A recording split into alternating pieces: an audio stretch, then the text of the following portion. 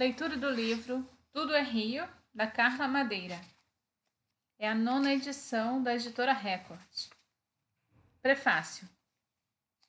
Eu não vou enganar você. Este não é um livro para ser bebido num gole só. Carla não escreve, ela aborda cada frase mais sublinhada que a outra.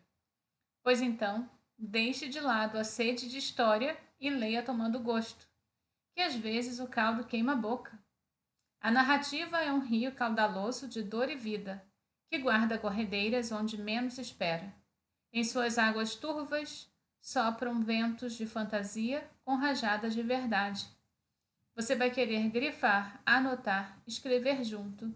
Vai fechar o livro, voltar depois de um tempo e abri-lo na fervura de quem sente e sofre. Carla mergulha no pesadelo espesso do amor, na loucura do tanto, na insensatez do sempre e do nunca. Tudo é intenso, tudo é muito, e a vida como metáfora de um rio. Tudo traz, tudo leva, tudo lava. Menos o amor. O amor é uma verdade à prova do tempo. Deguste. É a mensagem da Cris Guerra. Ela me perguntou o quanto eu a amava. Reuni em livro todos os humores vertidos. Sangue, sêmen, lágrimas. Amo você. Tantos rios. Capítulo 1. Puta? Não tem outro nome para Lucy. De profissão, ela era puta mesmo. Trabalhava num puteiro, vivia num puteiro. Mas não era puta só por isso. Se só por isso fosse, podia outros nomes mais respeitosos, como meretriz ou prostituta. Era puta e pronto. Que essa palavra, a seco, carrega um xingamento que quem conhecia a Lucy queria logo desabafar. Tinha um jeito baixo e arrogante de provocar todo mundo esfregando sexo sem censuras, descobrindo os seios e atirando palavras cruas encharcadas de lama. Uma beleza disputada a tapa pelos frequentadores dava a ela o poder de não bastar aos olhos. Quem via Lucy queria degustar. Dizem que sabia fazer o diabo com o homem na cama. Enlouquecia qualquer um que a passasse pelos seus cuidados. Não tinha um que não quisesse mais. Lucy tinha vontades, não aceitava a dó de ninguém. Repelia com saudosismo as senhoras cristãs que lhe ofereciam um pouco de bondade. Eu pratico gozo e não sofrimento, humilhava. Vivia dizendo que daquele puteiro e talvez de todos os outros puteiros do mundo, ela era a única puta que podia ser chamada de mulher de vida fácil. Quer vida mais fácil do que a minha? Uma puta que gosta de dar? Para toda a cidade, isso era uma provocação sem tamanho. Qualquer pessoa de bem tolera as putas com a condição de sentir pena delas. Lucy, dona demais de si mesma, privava as mulheres de família do exercício da compaixão. Provocava com isso desejos profundos de inferno. As senhoras mais respeitadas se uniam para exigir de Deus que tornasse difícil a vida fácil dela. Se achavam com poderes de julgar e condenar a indecente. Muitas dessas senhoras tinham em casa maridos que assistiam mudos à ira contra Lucy. Mas a raiva delas aumentava, mais a fama de Lucy crescia. Os homens adoeciam de uma curiosidade científica por ela, vulgarmente conhecida como tara. Se enfileiravam dispostos a qualquer migalha, e como a fome faz mais pela cozinheira do que os temperos, a puta mais vulgar do mundo gozava a fama de preciosidade, faturando alto todo dia. Nesse vai-vem de tudo quanto é cor, posses e credos, é difícil acreditar que Lucy tenha caído de amores logo por Venâncio, marido de Dalva. Venâncio foi frequentador da casa de Manu quando atravessou o deserto de ser sozinho. Um homem triste, pesado, que carregava com ele um tormento sem tamanho. Mãos de marceneiro marcadas pelos erros dos martelos e serrotes e olhos profundos de abismo por dentro. Pois foi esse sujeito afastado de qualquer vaidade, suado e maltratado, que Lucy via sem interesse e com alguma aversão, que acabou provocando nela uma paixão desmedida, daquelas vermelho-sangue tempestuosas que só uma puta difícil sabe permitir. A história dos dois começa sem novidade nenhuma. É a bobagem de sempre, gostar de quem não gosta da gente. Todo mundo queria Lucy, enfrentava a fila, comprava briga, gastava o outro. Fazia tudo pelo deleite de se esfregar nela. menos Venâncio.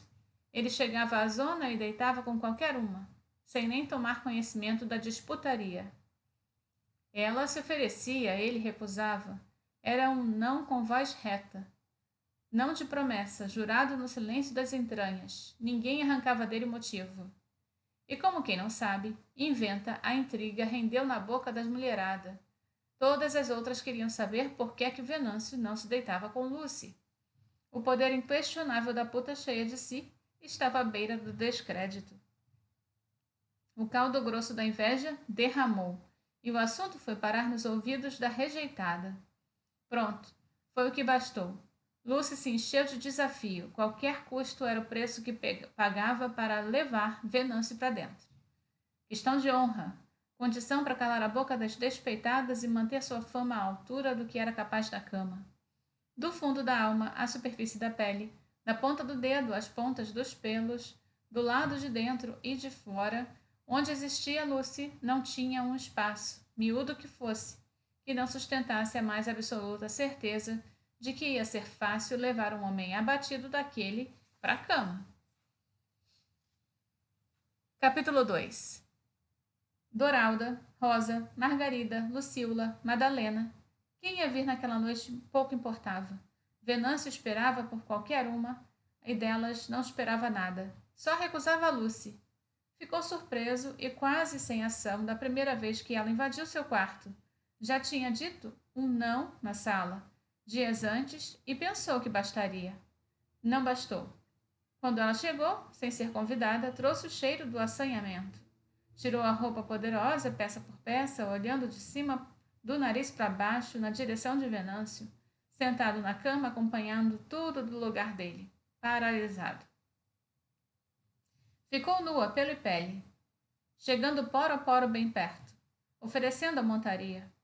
Lucy tinha um corpo indecente, que convidava aos berros línguas e mãos. Ele sentado, ela de pé, entre o umbigo e os peitos e os pelos dela, os olhos dele. Ande, homem. Hoje eu quero dar para você.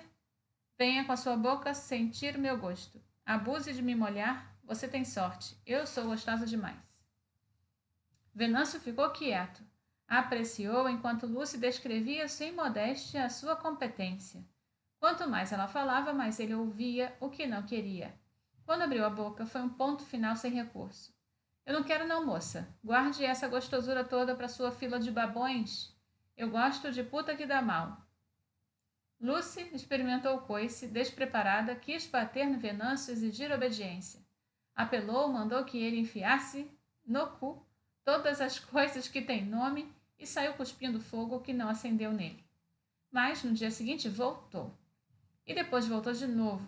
Eram dias rendendo semanas, puxando meses, empurrando a vida. Cada noite tirava a roupa de um jeito, às vezes só a parte de cima, às vezes só de baixo. Lento, rápido, mordia a boca, divertia os dedos, expressava os olhos. Ficava de frente, de lado, de quatro, exausta. A uma certa demora, Venâncio, entediado, punha ela para fora, sem satisfazer uma unhazinha suja sequer do seu apetite. Lucy cancelou a fila, jurou que não deitava com mais ninguém enquanto não fosse mulher para Venâncio. E assim foi indo. Sem outro pensamento, com essa ideia encurralada, atrofiou, diminuiu de tamanho na aflição de não ter mais o que inventar.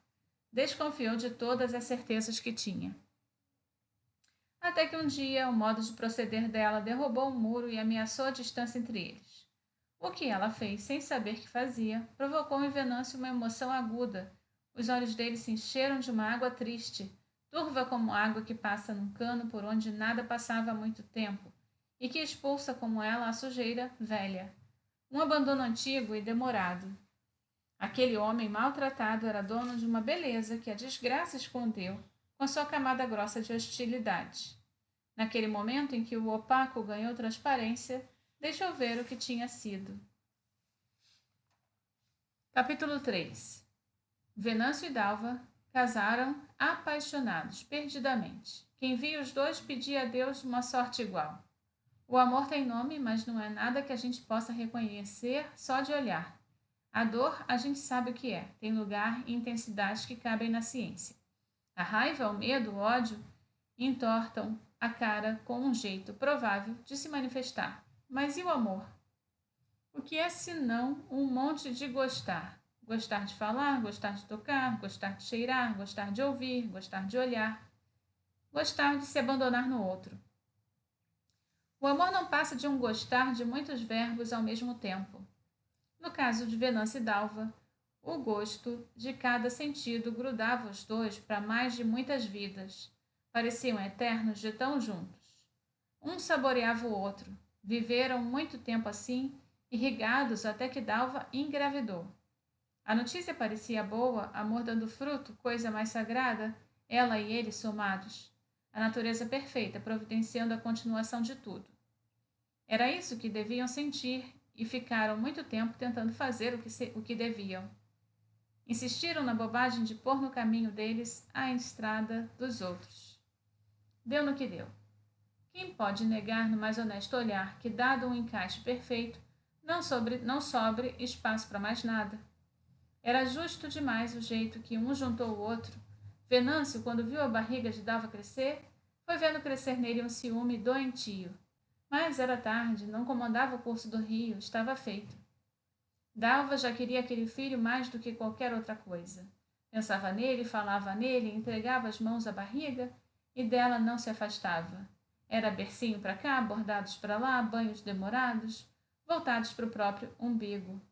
Tardes inteiras cantando canções de niná com uma voz débil, daquelas que os adultos fazem quando pensam em encantar as crianças. Passou a evitar Venâncio com medo de machucar o bebê. Olhava mais para o espelho do que para os olhos dele, e foi alimentando nele a mais profunda convicção de que naquela barriga crescia um ladrão que ia roubar para sempre a mulher da sua vida. A loucura começa com uma doença, miúda, vai se alastrando célula a célula, ocupando tudo, destruindo a saúde, acabando com a vida de quem não encontra recurso para deter os pensamentos ruins, fazedores dos mais profundos infernos. O pensamento solto, insistente e amargo constrói e antecipa a desgraça. É cruel do jeito de destruir. Naquele dia, Venâncio podia ter saído, já estava lá fora no portão, quando pôs sentido na bexiga cheia e pesada. Voltou para mijar, e nos últimos anos a lembrança desse segundo, o preciso momento em que decidiu voltar, provocava nele uma aflição sem alívio. O filho tinha nascido de manhã. Quando ele entrou no quarto, Dalva oferecia o bico do peito para o menino. Os olhos de Venâncio paravam ali. Sentia uma dor de infelicidade, traição, e nuca esquentou num quase desmaio. Ela punha a boca do menino e o bico no seio, que era dele, o bico acordado e nu. Estava lá, enturmecido, pronto, sem que ele o tivesse excitado. A boca do neném buscava ansiosa o peito farto e úmido, querendo sugar, engolir e ainda tão sem saber. O mamilo se dobrava passando na boquinha pequena, querendo ser pego por ela. Dalva se entregava a uma emoção única, da mais comovente ternura. O momento dela e o filho cegou Venâncio de uma absurda loucura. Ele arrancou o menino dos braços dela e jogou longe. Bateu em Dalva, bateu, espancou. Capítulo 4. Dor. Capítulo 5. Com a dor, o silêncio, denso, ácido, estagnado, um silêncio de cacos de vidro moído esfolando o corpo por dentro. Um desesperar, nada por vir, Dalva parou de falar com Venâncio. Não olhou mais para ele, considerou que ele não estava mais vivo, e ignorou sua presença.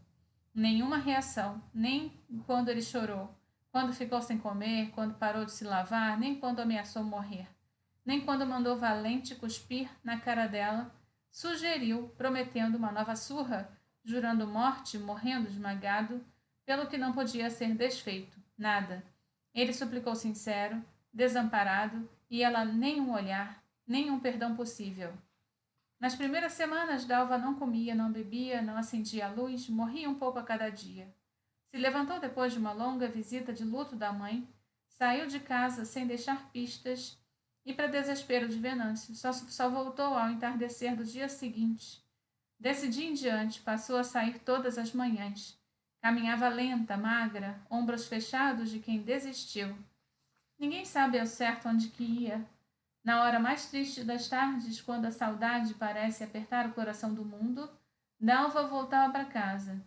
Dizem que a tristeza dessa hora está nas entranhas da gente, infiltrada nas nossas menores porções há milênios. Nasceu do pavor infinito do anoitecer, hora em que as mulheres não sabiam de seus homens voltavam vivos da caça. Muitas vezes não voltavam, hora em que os homens, ao voltar da caça, não sabiam se encontravam suas mulheres mortas. Muitas vezes encontraram. Perder amores é escurecer por dentro, uma memória do corpo que ao entardecer evoca quando tinge o céu de vermelho. Para quem está sozinho depois de ter amado, o fim do dia é muito triste. Era nessa hora que ela voltava.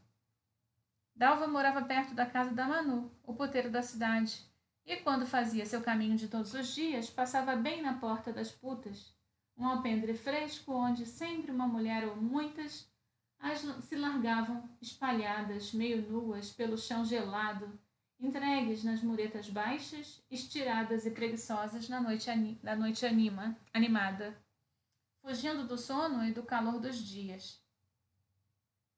Do outro lado da rua, o passeio estreito recebia o sol histérico, claro e quente, fritando quem caminhasse por lá, e ainda assim era por ali que o movimentado da rua corria. No lado da sombra, pouca gente se atrevia a passar.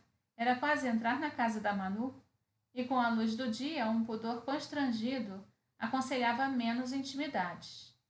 Toda sorte de pensamento fazia ao lado do sol mais prudente. Ser reconhecido, ver o pecado de frente, sentir vontade de dia, medo de ficar doente, ver putas de perto como se putas não fossem gente. Outro medo ajuizado mantinha quase vazio o passeio coberto de sombra. Ser alvo de zombarias, que as putas juntas são corajosas, jocosas, falam alto, e na lentidão quente das horas, em que não fazem nada, uma boa risada, à custa de um distraído passante, dava para as moças mais diversão do que uma folia das noites viradas. Se o distraído fosse uma beata, ficava sem mais divertido o escárnio. Putas e beatas não se entendiam nem por princípios, nem pelos fins. Para as putas basta a Deus um coração puro, outras partes podem ser lambuzadas. Para as beatas, qualquer lambança no corpo contamina o coração. Uma guerra santa e encorpada. Mas Dalva não era confundida com uma beata. Embora suspeitassem que ela arrastava um corpo sem prazer à procura de uma igreja, as putas pareciam adivinhar sua dor. Quando ela, todos os dias, passava por ali, podiam ver o abandono caminhando. Ficavam caladas, pensando nelas mesmas. Aquele peso, todo tinha um eco poderoso no silêncio suado e cheio de cheiros que rodeava cada uma. Dalva nunca olhou para o alpendre, embora fosse pelo caminho da sombra. Passava de cabeça erguida, olhando para frente, não por afetação de orgulho ou força de algum julgamento, mas por não dar importância a nada, como se fosse ir para onde estava indo. Carregava seu corpo pesado de tristeza, e isso era tudo que parecia fazer. As putas reconheciam que ali não se podia bolinar. Sabiam por experiência própria que não se deve aumentar uma dor sem tamanho. No fim do dia, quando Dalva voltava, para quem reparasse muito, dava para ver um olhar mais sereno nos olhos dela, mas ninguém nunca reparou, nem pouco. O que as putas sabiam sobre ela e Venâncio era desencontrado, coisas ditas sem certeza, boca a boca. A história de cada uma delas sempre se misturava no jeito como cada uma contava a história de amor deles. Sonhavam juntas. Algumas se lembravam de ver Dalva e Venâncio andando apaixonados pela cidade. Se lembravam do que poderiam ter facilmente esquecido depois de tanto tempo porque tinham tido vontade de um amor como aquele. Amor de livro barato, quem não quer? Amor que não se vê na vida nem das putas, nem das beatas, e muito menos na vidinha de quem pensa ter que escolher entre uma coisa e outra. Diante do amor, algumas putas sentem mesmo vontade de nascer de novo, como se não tivessem tido direito a ele. Essas prestaram mais atenção no amor dos dois. Repararam, por exemplo, em Dalva e Venâncio comendo broa quente na padaria. Ela queimava a língua cheia de graça, como se colhesse flores, e ele dava beijos molhados, como quem sopra um dedinho queimado de criança. Guardaram as vezes em que eles tomavam chuva juntos e as vezes em que ajeitavam a roupa debaixo um do outro na frente de quem quer que fosse. Não davam notícias do entorno. Tudo que era na rua faziam juntos: comprar, consertar, passear, e os afazeres em casa eram brincadeiras de amor, tão bonito quanto insuportável. Uma antipática felicidade, desumana como a solidão alheia. Quem podia acreditar em um amor daqueles? Para que ninguém nunca, em tempo algum, se atreva a achar que é a vida que inspira nos livros baratos, ela, a vida, sempre disposta a nos levar até a morte, expõe mais cedo ou mais tarde aos berros sua avareza. Felicidade em demasia é dívida que não se pode pagar. A conta viria. Como eram poucas as putas que se lembravam, eram poucas as que falavam, e o silêncio, com sua vocação de fermento, engordava toda sorte de devaneio. Como aquele amor virou dor, ninguém sabe explicar. Mas respeitavam a tristeza dessa alquimia, o destino não aceita zombarias. Dalva passava e as putas sonhavam. Capítulo 6. Quando Lucy se obcecou por Venâncio, não sabia nada dele. Nem quem era ele, nem de onde vinha, nem se tinha mulher ou família. Não importava. Para ela, a história de Venâncio começava ali, no dia em que ela botou o querer nele. Ele nasceu ali. Em uma cidade pequena, é difícil acreditar que alguém não se dê conta de um mundo ao redor caminha junto. O outro existe. Não para Lucy, que só sabia dela mesma. Sabia o que queria e querer bastava. Seu querer bastava. Tá achando que eu chupo o dedo quando quero comer goiaba? Dizia, chupando safada aos dedos, deixando quem estivesse por perto convencido do que era capaz de fazer com aquela boca. Ninguém no começo entendeu que Venâncio se tornaria uma questão de honra. Muito menos que uma questão de honra pudesse virar uma paixão obstinada. Ninguém supunha que alguma coisa podia dominar Lucy. Um homem tão pouco desejado por tanta gente virou o único assunto da vida dela. Quando ela se agarrou à recusa, ele se agarrou à recusa, e Lucy, ao pavor de ser recusada, foi uma existência de Dalva que veio à tona. Foi a conta de ficar sabendo para Lucy fincar os pés no alpendre, todos os dias esperando Dalva passar. Um ritual que logo virou um espetáculo aguardado. No primeiro dia apenas olhou, ventando por dentro, deixando aos mais atentos o presságio do que viria. Olhou atrevida de cima para baixo, sem enxergar dor nenhuma. Mediu o peito, vigiou as pernas, imaginou a bunda nua. Uma bunda murcha, segundo seus cálculos. A cabeça erguida lhe pareceu uma provocação. Não disse nada, mas ruminou. Azedou por dentro, foi soprando insistentemente a fagulha. Como aquela mulher se atrevia a andar no seu passeio, a desfilar na sombra da sua casa, a ser mulher do homem que não queria saber dela. Naquela mesma noite se enfiou no quarto do Venâncio, pôs para fora a puta grudada nele e decidiu fazer o que pensava ser irrecusável. Botou o pau do Venâncio na boca. Ele agarrou o cabelo da Lucy como se fosse de render a um desejo violento e se arrancou de dentro dela com força. Despejou a mulher da sala e catou de volta a puta que queria. A fila estava lá, fiel, testemunhou. Ver Lucy expulsa de uma cama era novidade demais. Uns se colocavam imediatamente disponíveis, outros ficaram mudos. A quem arriscou uma zombaria se arrependeu. Lucy calou todas as bocas, desabotoando lentamente a blusa. Ninguém sabia o que ela podia fazer. Então nem um pio. Foi deixando ver o peito indecente e bico duro e olhando dentro do olho de cada um. Falou lá, já dona do mundo. Olhem, meus amores, olhem bem. Estão vendo? Sintam essa coisa mole entre as pernas de vocês acordar. Sentiram? Ela molhava os dedos na língua lenta e pegava no pico do próprio peito. Estão vendo o que eu estou fazendo? Para onde posso levar vocês? Vejam como eu sei chegar lá sozinha. como uma mão trabalhou o peito e a outra enfiou entre as pernas, e ficou ali se entregando ao prazer escancarado, até gozar alto. Os homens estavam loucos, até as putas se excitaram. Vocês vão me querer pelo resto da vida. Vão sonhar com isso quando se deitarem com suas mulheres secas, cheirando a sabonete cremoso? Mas esse cheiro aqui, de mover pau, vocês não vão sentir mais. Levou o dedo molhado do próprio caldo do nariz de alguns e depois chupou o safado aos próprios dedos. Até aquele homem lá dentro me dá o que eu quero. Não vou divertir a mais ninguém.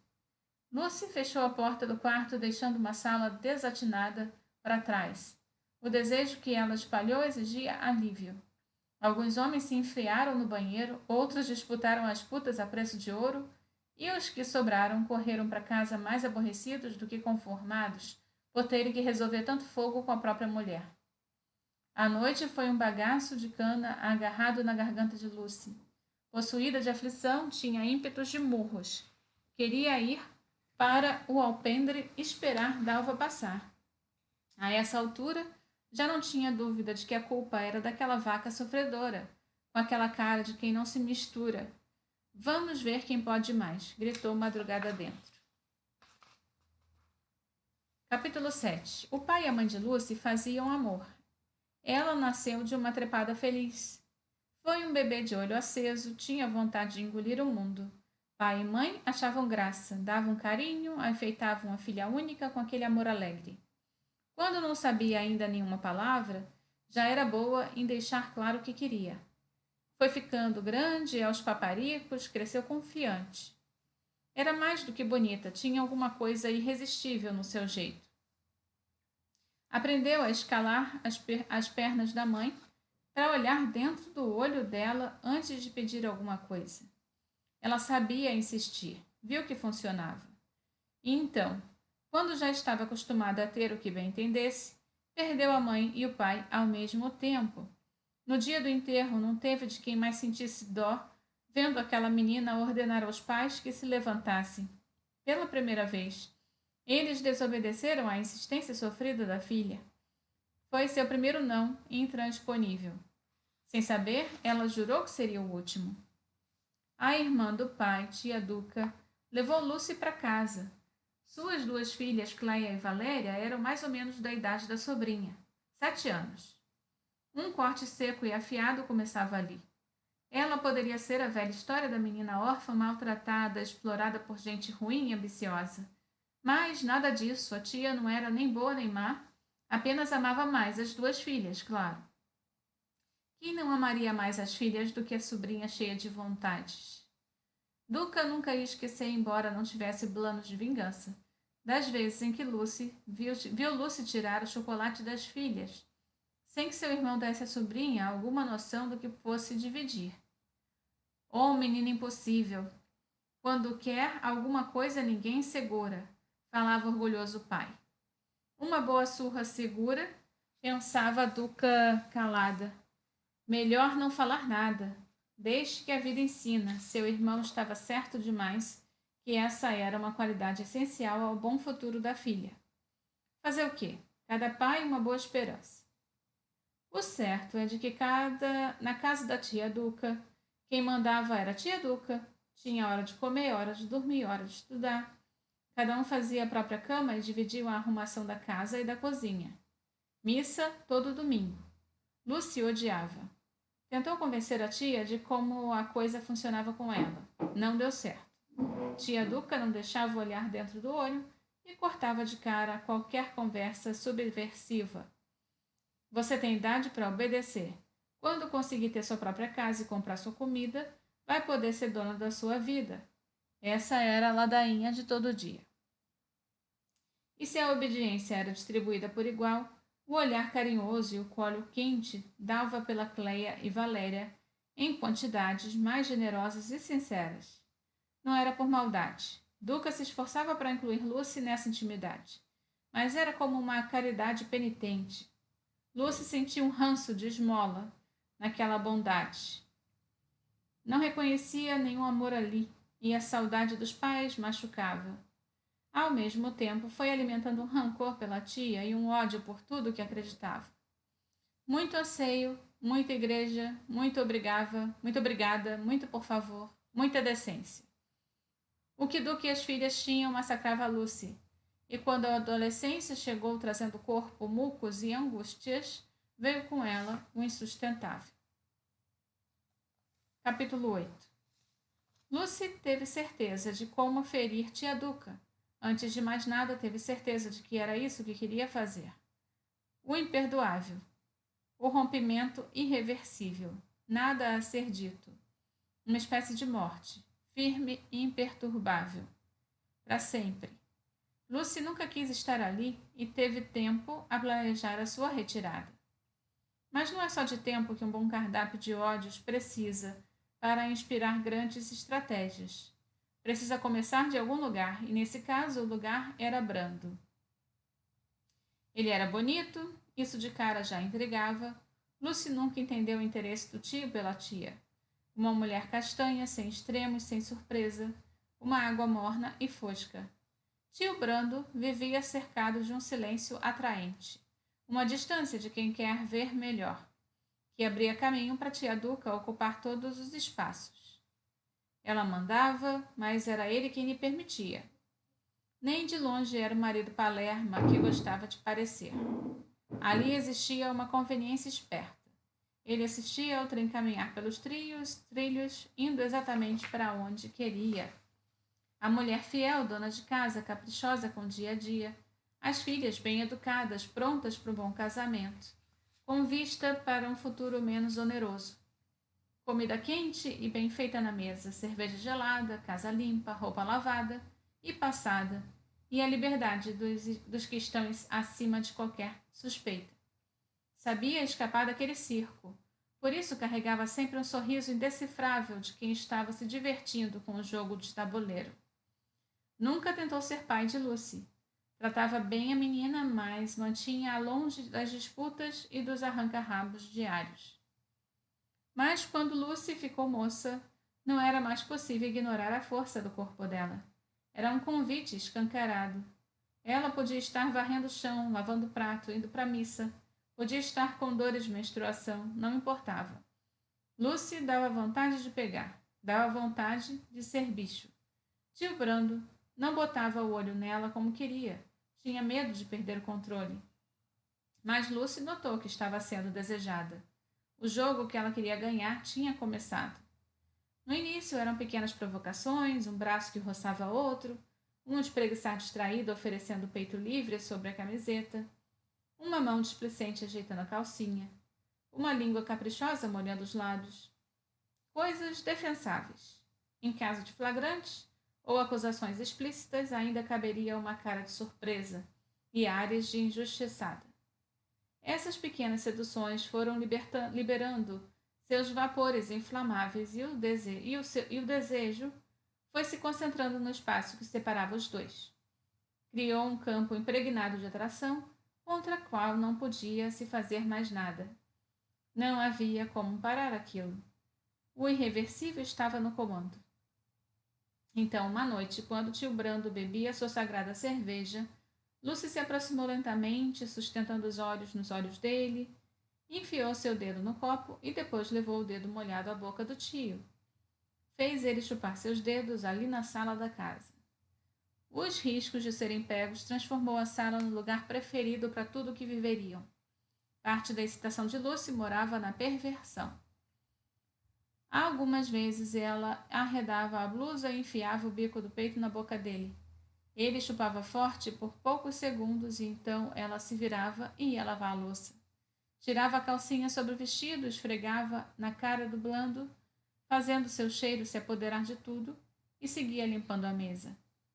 Inúmeras vezes, sentada em uma cadeira, abria as pernas, subia lentamente o vestido e, quando o pelo negro surgia espesso, se esfregava lenta e safada, olhando no olho do tio, vendo ele se incendiar. Eram torturas violentas, pequenos segundos de um desejo demorado, dia após dia, juntando forças para explodir. Mas a tia Duca sempre estava por lá.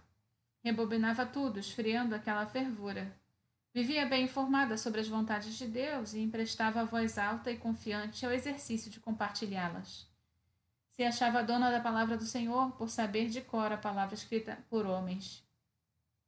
Homens criados por Deus, propositalmente sujeitos a ciscos e traves nos olhos. Tia Duca se ocupava tanto com a fala das suas certezas que não dava notícias do que ouviam. No fundo, não muito fundo, desconfiava que ela, em pessoa, em carne e osso, era um exemplo de mulher, e se concentrava nisso. Capítulo 9. Lucy começou a valorizar a ida à missa aos domingos. Se aprontava cedo, se enchia de meiguice e repetia isso muitas vezes. Não tem nada que eu goste mais do que ir à missa. Eu não vejo a hora de ir para a igreja. E foi fazendo assim, exagerando no contentamento. É claro que a tia Duca viu, se viu e mordeu. Boas punições são as que fazem sofrer. A vara educa. Tia Duca acreditava mais nisso do que em Deus, e foi com convicção que disse a Lucy: Hoje você não vai à igreja, vai arrumar a cozinha direito, para aprender a ter asseio. Mas titia, não tem mais nem menos. Você vai ficar em casa com seu tio e acabou. Lucy olhou para o tio, e lá estava aquele sorriso do canto da boca. Elas foram, os dois ficaram, sozinhos e cercados por meses de desejos reprimidos. O que fazer com tanta liberdade? Lucy ficou diante do tio, enfrentando seu olhar em silêncio. Tire a roupa, ele mandou macio. Ela queria obedecer e tirou. Foi forte o impacto da beleza dela nele. Brando nunca tinha visto um corpo assim. Olhar aquela mulher nua perturbava. Conferiu lento de cima para baixo, ela sem vergonha, e buscava um lugar para a língua mal intencionada. Brando pensava estar no comando, mas fragilizou. Não havia uma distância segura e corria o risco de emborrecer, jogar fora anos de experiência. Podia pegar Lucy e se meter dentro dela, estava ali, ao alcance das mãos. Tanta beleza tão perto era uma rasteira do desejo. Se inquietou prestes a se entregar. Fechou os olhos e, a muito custo, retomou as rédeas. Conhecia os prejuízos. Sabia que Lucy ainda não era uma mulher. Nunca tinha tido um homem de verdade. Se perguntava como ela dominava todas aquelas safadezas. Como sabia provocar daquele jeito? A tia vigiava pesado. Na rua, ela não tinha experimentado liberdades. Dormia no quarto com a Cléia e a Valéria. Não podia nem se assanhar sozinha. Tudo era limitado, avarento, silenciado e deixado da coberta. Engravidar aquela menina seria um transtorno, uma chateação. Tentava se convencer, mas diante das sacudidas violentas do desejo podia pouco. Os argumentos não tinham tonos, exigiam muito esforço para se impor. Brando relutou, sofria em desperdiçar oportunidades, que eram raras, queria se enfiar dentro de Lucy com força, ocupar a sua boca no corpo dela. Mas aqueles meses todos pensando em como tirar do caminho os perigos compareceram. Enquanto entrava com o dedo em Lucy, foi de uma maneira estranha generoso com ela. Você é virgem, não é? Nunca foi de homem nenhum, hein? Sente como isso pode ser bom? Você gosta? Lucy estava dominada. Você quer que eu entre dentro de você? Lucy se ofereceu mais ainda. Você sabe que quando o homem goza dentro de uma mulher pode fazer um filho? E filho pode estragar tudo? Um filho é projeto para uma outra vida, não a vida que você quer. Livre, divertida, safada, não é? Vida de ser sol, de ter súditos. Você tem a sorte de ser mulher, que pode ter o homem que decidir ter. E se você tiver o homem, tem tudo o que ele tem. E se tiver muitos, pode ser rica. Lucy estava fora de controle, sentia dor, mas não queria parar. Queria a queda d'água. Os dedos do tio eram atrevidos. Isso assim, é disso que você gosta, não é? Lucy gemeu alto. Então vá atrás. Vá buscar Lucy. Lucy se contorcia insana. Se sua tia te pega comigo, te bota na rua. Eu vou ser perdoado, você não. Então, se você quer muito me ter, me tenha quando não precisar mais dessa casa. Os dedos avançavam violentos. Não tem um homem na cidade que não possa ser seu. Aprenda a não engravidar. O resto parece que você nasceu sabendo. Lucy explodiu, ondas e ondas de vertigem. Ela queria aquilo 1000 vezes, 1000 vidas. Ela queria ser puta. E se ela queria, bastava. Capítulo 10. Entre gostar de dar e ser puta vai uma distância que Lucy tratou de aproximar. Não queria dar de graça. Talvez acreditasse em putas que não existem, as putas rainhas, que mal sabem o que querem e já estão sendo atendidas. Não se encantava com os perfumes, colares, roupas que brilham. Queria era curvar os joelhos, ver aqueles sujeitos tomados pelo desejo. Desesperados, pagando qualquer preço, só para poder decidir se os levaria ao inferno ou ao paraíso. Puta Deus, dona dos destinos. Não tinha ideia de que nesse reino as putas obedecem, são coisa disponível. Aguentam cheiro, peso, hálito, as taras, as varas de qualquer um. Lucy era puta virgem, sonhadora. Queria testar seu poder, queria que jejuassem por ela, rastejassem, doassem dízimos. E se não tinha ideia ainda da dura vida de que a coisa, já tinha certeza de que com ela seria diferente. Não comprava essa versão das putas infelizes. Naquela noite custou a dormir. Ainda sentia o dedo do tio dentro dela. Tinha pressa de pôr o sonho em prática. Mas não fazia ideia de como escapar dos domínios da tia Duca. Lucy vivia sob vigilância. Não dava um passo sem dizer aonde ia, com quem, por quê. A tia controlava seu tempo e suas companhias. Queria mandar nos seus pensamentos, decidir seus gostos, racionar seu gozo. Vaca. Se livrar da tia não era pouco, mas era o de menos. Existia uma cidade inteira pronta para tirar pedras, uma cidade atrás das cortinas, espiando pelas frestas, tomando conta das boas condutas, com as chaves do céu na mão, distribuindo merecimentos. Como ser invisível, com tantos olhos procurando pecados? Não era fácil ser puta, era preciso escolher quem, onde, quando, quanto. Muita coisa para imaginar antes de abrir as pernas. Qual seria o destino de cada cidadão respeitável diante de um desejo bem provocado? O que faria, por exemplo, com o delegado? Prenderia? Não se apertou. Alucinaria o farmacêutico? Deixaria o médico de cama? Lucy começou a se divertir, maliciando as palavras, emputalhando os ofícios, brincando de ter poder. Perdeu a censura. Poria o veterinário de 4? O dentista o deixaria de boca aberta? Daria ao jornalista um furo ou 2? Ao professor uma lição? Aos políticos os piores sacanagens debaixo do pano? Deixaria o padeiro assado? Riu do padeiro assado, mas teve um pouco de medo quando pensou no padre de joelhos. Sobre o inferno nunca teve certezas. Esse seria sempre um pensamento intruso, se metendo onde não era chamado. Temia o inferno, debochava, mas tremia. Ao inferno com o inferno, pensou. Deixando escapar a voz alta do quarto escuro, decidiu que daria para todo mundo como muito bem entendesse. Uma grande trepada é o que alimenta. Festejou a puta virgem de um orgasmo só, eufórica de sabedoria. Tia Duca é osso podre, mal nutrida. Imagine se ela suporta ferver. Mulherzinha estragada, deve morrer de nojo na cama. Lucy estava na arrogância das certezas, achando que sabia tudo e nem de longe duvidava de que encontraria um jeito de cegar a tia e a cidade. Deixando de olhos, braguilhas e carteiras abertas, apenas os escolhidos. Passou em revista todos os homens que conhecia e, antes de dormir, já sabia por onde começar. Capítulo 11. 2 dentistas para todas as bocas da cidade. Um mais velho respeitado, de confiança, pai de família, barriga bem alimentada, homem bom e caro. Seu consultório na praça tinha uma imponente escada de mármore. O outro, mais moço, era solteiro, comprometido, menos experiente, mais esforçado. Tinha o preço mais em conta. Seus clientes moravam longe, andavam muito para chegar ao consultório. Melhor mesmo que não tivesse uma grande escada.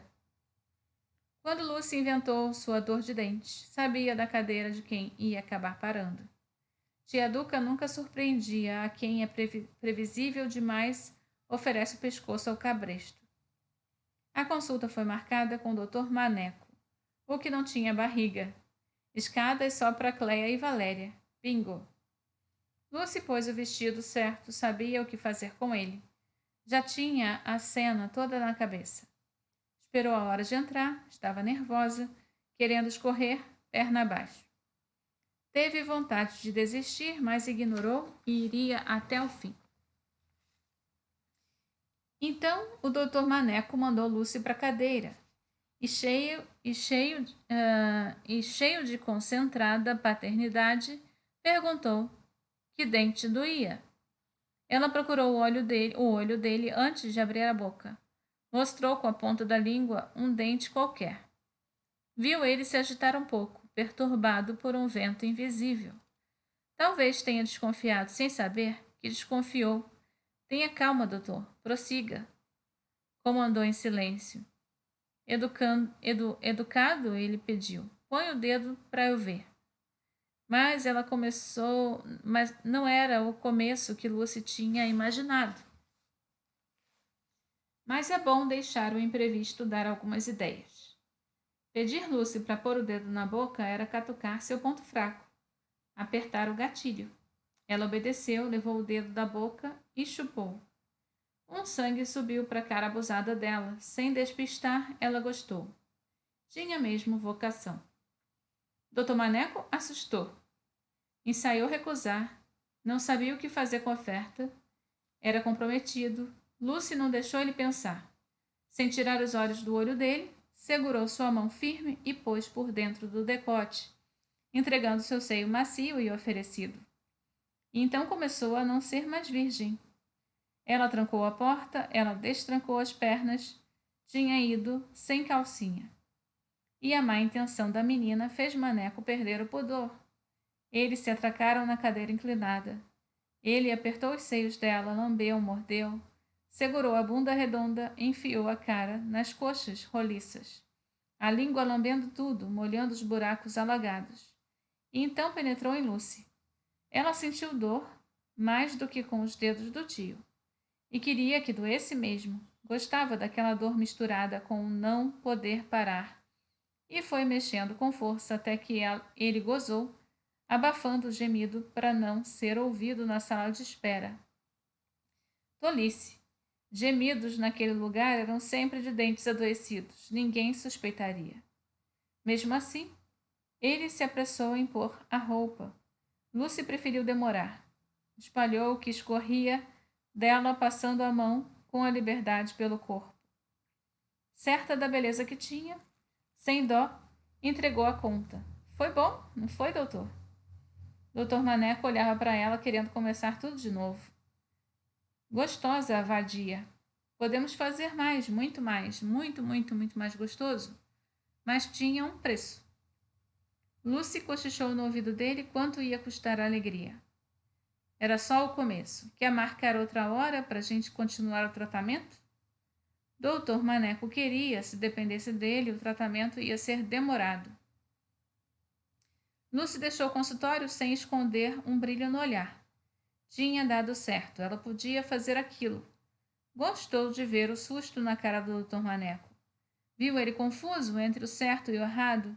Viu sua impotência diante do próprio pau duro. Viu o desejo inconsequente tomar conta dele. Se um dia tivesse que responder por aquilo, Maneco teria atenuantes. Ia jurar que não teve saída. A beleza tem poderes de arrancar o sim. No dia seguinte, Lucy já sabia onde continuar a brincadeira, na farmácia. O seu Bento, farmacêutico, era um homem antigo e cansado. Casado, tinha 4 filhos, o caçula da idade de Lucy.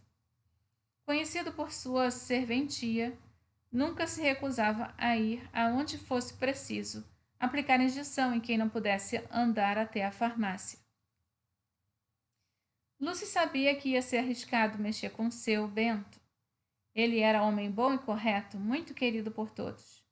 Conhecia a menina desde pequena, sempre foi respeitador e educado. Muitas vezes Lucy levou para casa os remédios que a tia mandava comprar, chupando as balas que o seu Bento dava. Por ser um homem tão direito, na cabeça de Lucy era a prova de fogo que procurava. Se ele não escapasse, ninguém escaparia. Se não procurasse a tia para denunciar o pecado, ninguém mais daria com a língua nos dentes. Baseada em que Lucy tinha tanta certeza em nada, na verdade, não era certeza coisa nenhuma, era pressa. Vontade de ir direto ao mais difícil e testar logo as suas habilidades. Para começar, não via graça em seu Bento. Tinha até um pouco de repulsa por sua cara encardida. A pele da idade avançada, o excesso de dobras e a falta de sal. Mas se convenceu de que não estava indo para o parque. Agora era trabalho. Queria se concentrar nesse propósito.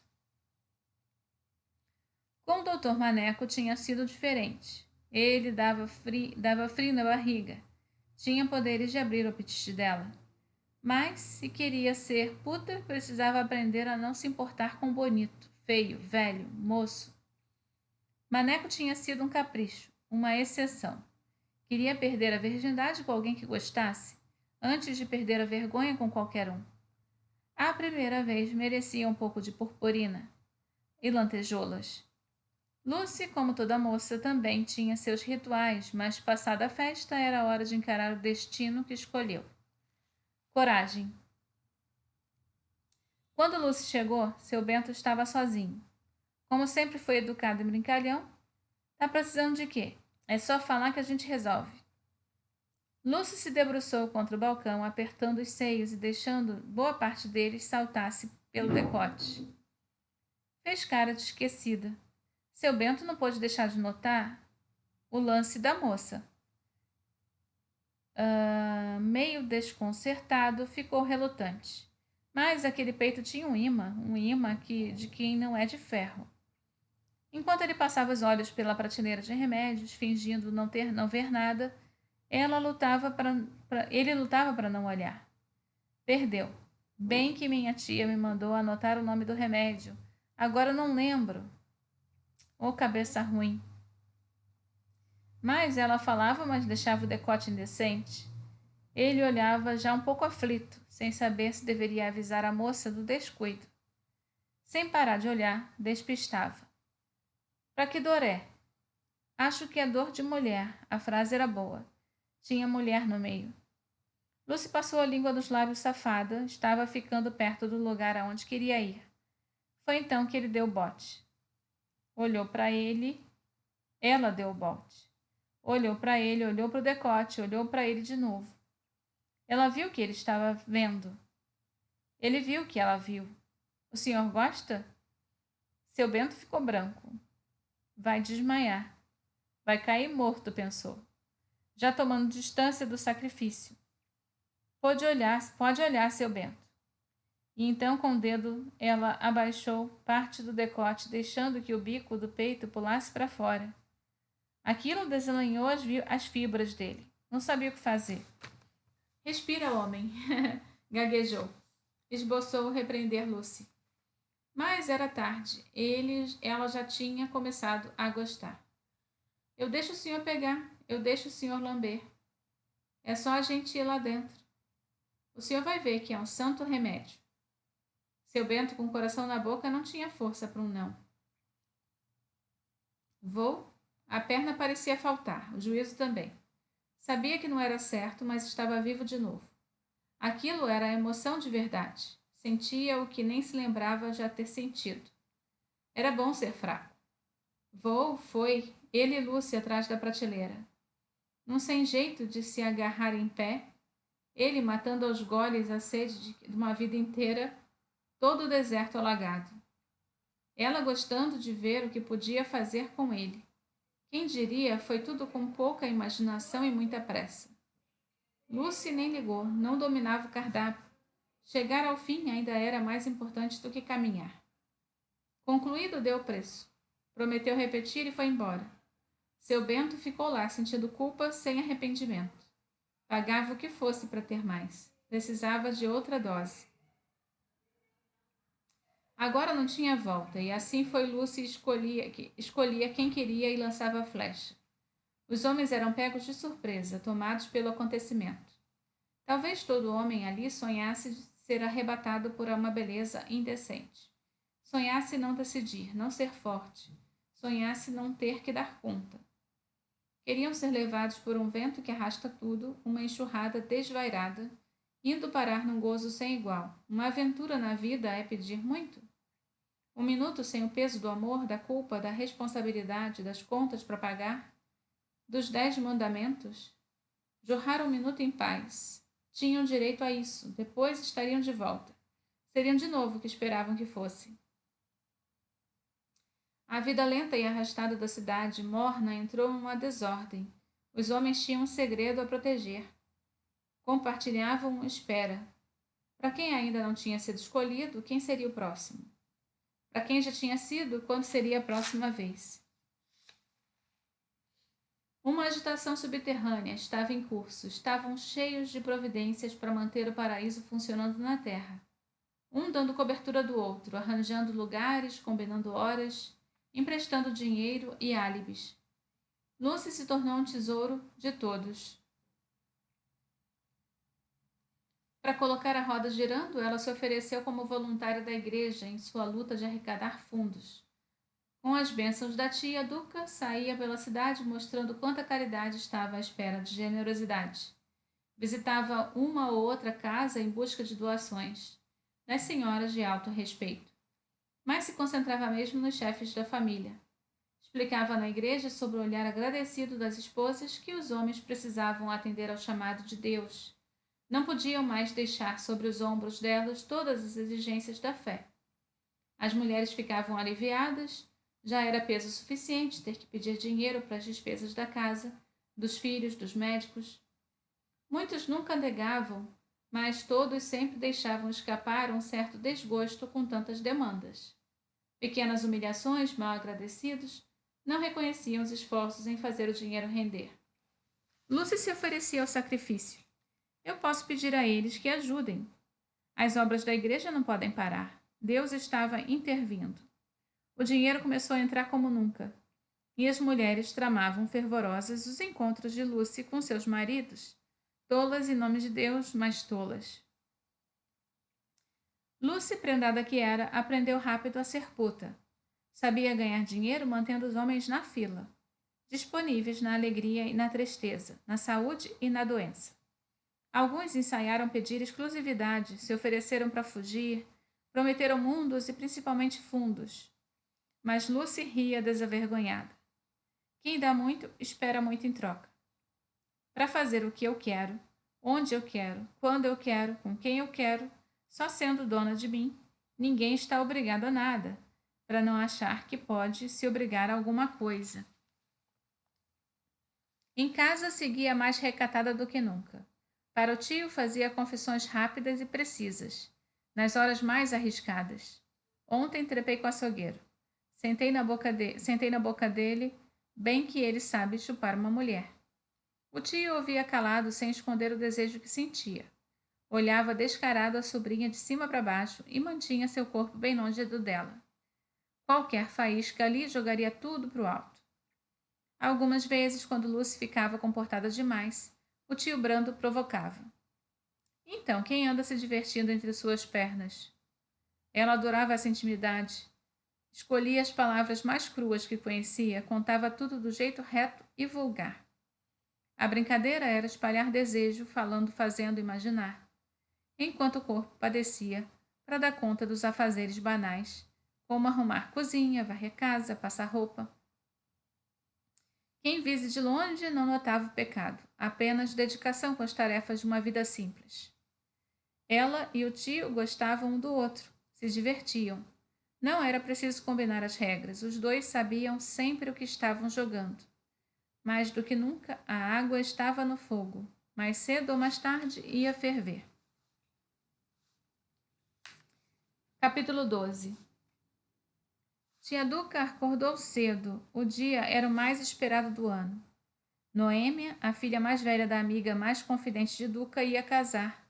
Há meses ela testemunhava uma certa briga interna entre uma alegria sincera e uma inveja velada. Deixava, não tomava partido e nem sob silêncio admitia que o coração estava em guerra. Cleia e Valéria não tinham ainda conquistado nem namorado, quanto mais marido. Estavam lentas demais. Isso angustiava Duca.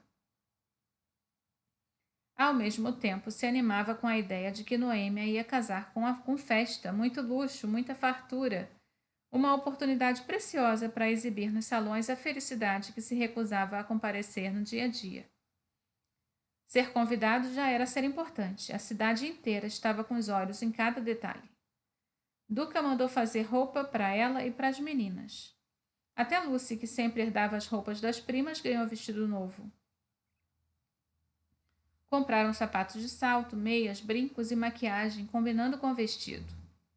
Duca, se achando ousada, comprou roupas de baixo novas, coisa que costumava fazer só quando ia ao médico.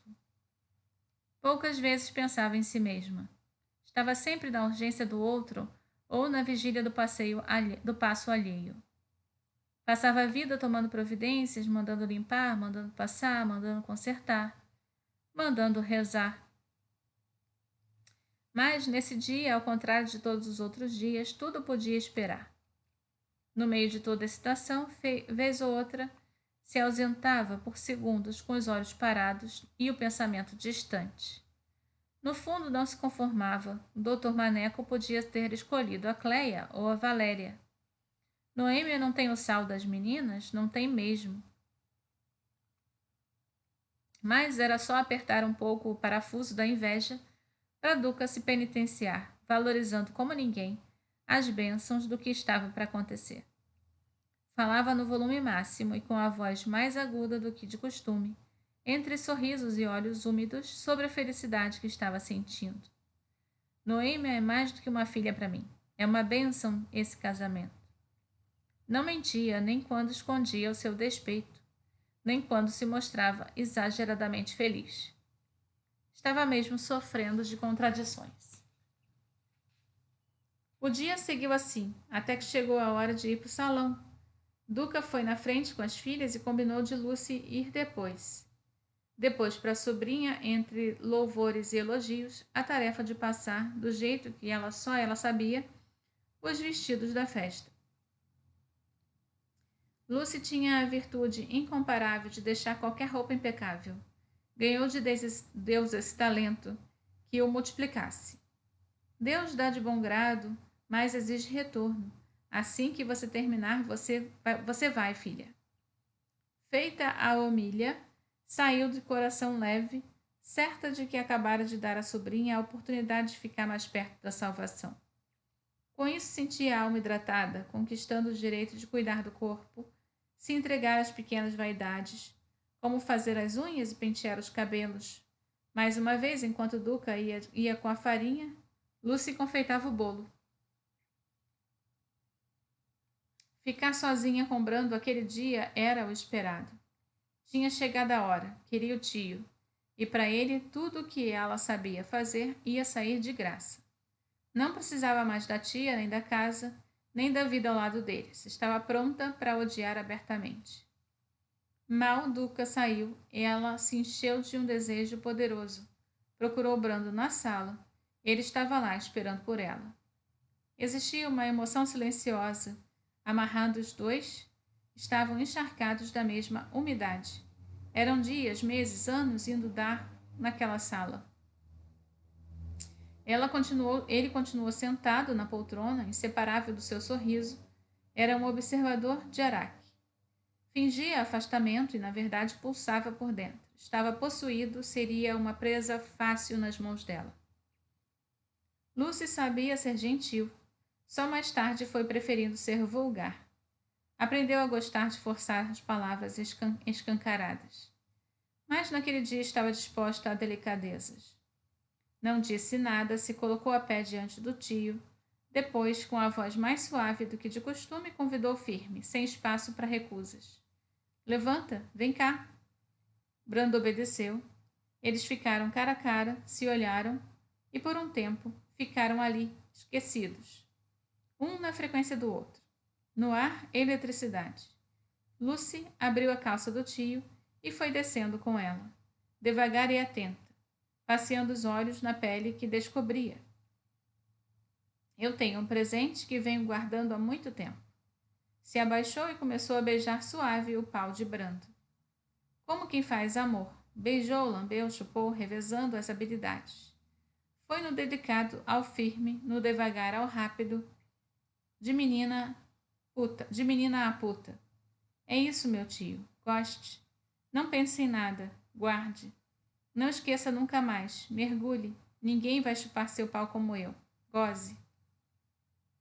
Nesse momento, Duque entrou na sala, falando qualquer coisa sobre ter esquecido um chinelo. Lucy não parou. Brando já não podia mais parar. O que é isso? Brando?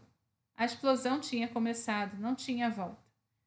Duca começou a entender o que estava acontecendo. A água estava vindo, poderosa, arrancando 1000 árvores, desflorestrando Brando. Duca deu um passo para trás. Não podia acreditar. O rosto inflamado, o peito querendo arrebentar. Brando explodiu barulhento em 1000 pedaços espirais, 1000 ondas vertiginosas. Ele se contorcia de prazer, Duca de ódio. As caras, deformadas pela intensidade, eram 2 opostos refletidos. Sua ordinária, vagabunda, fora da minha casa, agora. Eu vou te meter a mão. Eu não acredito, Brando, como você teve coragem. Na nossa casa. Sua vadia, vagabunda, você vai para o inferno, se Deus quiser. Por que, Brando, por quê? Sai da minha casa, sua filha da puta. Eu quero que você morra de fome, na miséria, sozinha. Eu te dei tudo, vagabunda. Te dei casa, te dei amor, ingrata, miserável. Eu tratei você como uma filha. Mentira, mentirosa. Lucy, que ouvia o ódio de Duca com a melhor cara de vagabunda que sabia fazer, zombando sem cerimônia, com pau de Brando aguando sua boca. Foi golpeada, explodiu em berros. Mentirosa. Você me tratou como filha? Mentirosa. Beata, falsa, bondosa de meia tigela. Não teve um dia sequer que você não tenha me lembrado que eu não sou sua filha. E jamais seria. Você não me deu amor, me deu esmola, migalhas, restos. Me usou para tentar convencer Deus da sua vontade, da sua bondade. Seu Deus? Você trancou as latas de biscoito e só escondeu as chaves de mim. Serviu meu prato com o tamanho da sua fome. Lavou separadas minhas roupas, meu cobertor era ralo. Você me controlou, exalou sutil o seu asco grosseiro. Me fez respirar todos os dias o seu ódio cordial. Megera. Eu vou embora, mas não vou passar fome, não vou ser miserável, não vou para o inferno. Sabe por quê, titia? Porque não é você que decide isso, porque Deus não gosta mais de você do que de mim. Implore por minha desgraça, reze todos os dias os terços para Deus me levar para o inferno. E ainda assim, as minhas chances de conhecer o paraíso são iguais às suas. Sua boceta gelada peca tanto quanto a minha. Peca de desamor. Eu acabei de fazer esse homem que dorme na sua cama morna ir para o paraíso. Então me diga, titia, quem faz o bem aqui, você ou eu? Duca tinha o horror nos olhos. Estava tomada de um desespero de morte. Queria morrer. Não tinha forças para reagir, estava esmagada. Olhava para Brando e não via nele nenhum amor, nenhuma proteção, nenhum movimento para negar o que estava acontecendo. Ela queria que ele gritasse perdão, ajoelhasse, implorasse, calasse a boca dessa piranha, essa boca imunda, mas ele não fez nada. Lucy, antes de sair da sala, não teve piedade, cochichou no ouvido do tio. Ainda quero você dentro de mim. Um movimento de intimidade, um segredo entre eles, que tirou de Duca qualquer saída para o esquecimento. Lucy foi embora, saiu da casa, saiu da cidade, mas nunca mais saiu de dentro deles. Duca ficou sozinha com Brando, um abismo de solidão engolindo os dois na sala. Então disse com todo o rancor que conseguiu reunir: Eu não vou te perdoar nunca. Brando olhou para ela com uma emoção desconhecida, disposto a não se afastar da própria voz. Você não vai me perdoar nunca, mas eu também não vou te perdoar por nunca ter me dado o que ela acabou de me dar. E sabe o que vai acontecer? A gente vai continuar vivendo um com o outro, porque é mais fácil não mudar as coisas. Estamos atolados no tédio. Não queremos nada, não fazemos nada, não sentimos nada. Temos um arranjo muito bom, não é, Duca? Bem útil para quem não sonha com muita coisa. Então, encontre o seu chinelo e vá se aprontar. Hoje é dia de festa. Deixe o luto para depois. Temos o resto da vida. Bem, paro aqui no capítulo 12.